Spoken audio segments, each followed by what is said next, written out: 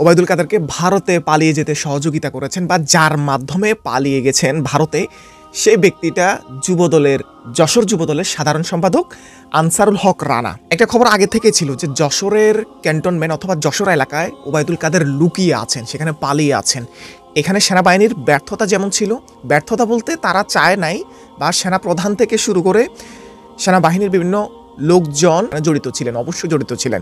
সেনাবাহিনী প্রধান ওয়াকারুজ্জামান তিনি বলতেছিলেন যে তাদের জীবনের হুমকি আছে, সেই হুমকির জন্য তাদেরকে আমরা সরকারের হাতে তো আপনারা তুলে দিতে পারতেন, তাদের জীবনের হুমকি থাকতেই পারে। এতগুলো মানুষের জীবন নষ্ট করার পরে আপনি যখন বলেন তাদের জীবনের হুমকি আছে, তাহলে এতগুলো মানুষের জীবনের যে হুমকি ছিল তখন আপনারা কি করছিলেন?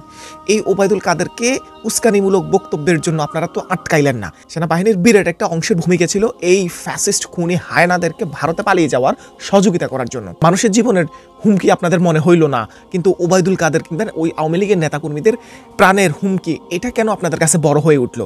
আর যুবদলের যেই সাধারণ সম্পাদক টাকার বিনিময়ে ওবায়দুল কাদেরকে ভারতে পালিয়ে যেতে সহযোগিতা করছেন, তার বিবেকের কাছে আমার প্রশ্ন, তার তো আসলে বিবেক নাই, বিবেক শূন্য। এই মানুষগুলা মানে আওয়ামী লীগ আর বিএনপি হচ্ছে মুদ্রার এপিঠ আর ওপিঠ। এই বিএনপির উপর কতই না অত্যাচার করেছিল, কত আঘাত, কত অত্যাচার, কত অন্যায়।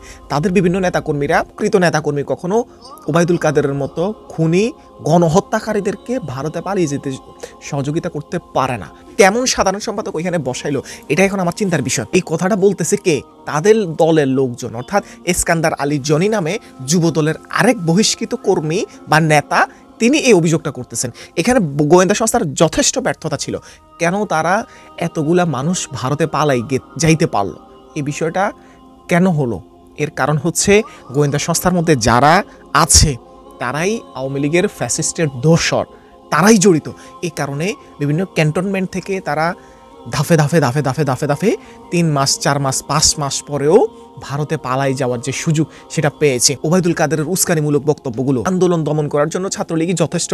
এই কথা বলার সাথে সাথেই ছাত্রলীগের গুন্ডা পান্ডারা, অমানুষের বাচ্চারা, তারা প্রত্যেকটা বিশ্ববিদ্যালয়ের ছাত্রছাত্রীর উপর হামলে পড়েছিল। যখন যেখানে যেমনে পেয়েছে তেমনি তারা পিটিয়ে হত্যা করেছে। তাহলে এদেরকে এই ওবায়দুল কাদের তাকে উস্কানিমূলক বক্তব্যের জন্য এতগুলো মানুষের জীবনহানি হলো।